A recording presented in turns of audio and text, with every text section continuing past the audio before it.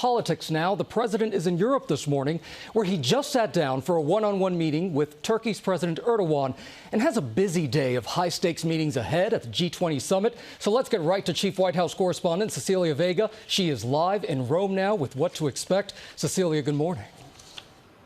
Hey, Gio, good morning to you. It's the president's final day of meetings here in Rome with these top world leaders. And a big issue that they're going to be taking up today is actually that supply chain crisis that is hurting so many Americans back home, leading to all of these high prices and empty store shelves that we're seeing around the country. The president's talking with these leaders, trying to identify where these bottlenecks in that supply chain are. They're looking to see what these countries can do to really step up and relieve some of these bottlenecks.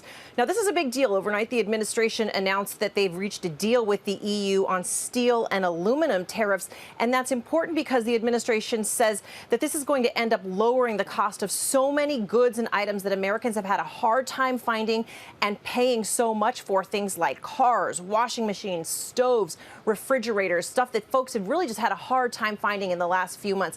Climate change, we've been talking about that. That is a big item coming up today as well. And it's a big deal because the head of the UN recently said that without dramatic action from these 20 countries who are going to be at the table today, we are looking at a one-way ticket to disaster. So really, these talks are about leading up to that big climate conference that starts tomorrow in Glasgow. These G20 countries, guys, are responsible for 4/5 of the greenhouse gas emissions in the world. And all eyes right now are on the U.S. and China, the biggest polluters in the world. And it's notable that China, Gio, is not here at this conference. A lot of leaders taking observations of that one now. Finally, I want to tell you, late today, President Biden is going to be holding a press conference.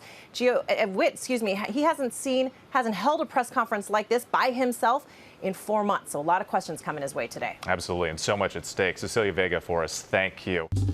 Well, hey there, GMA fans. Robin Roberts here. Thanks for checking out our YouTube channel. Lots of great stuff here. So go on, click the subscribe button right over here to get more of awesome videos and content from GMA every day, anytime.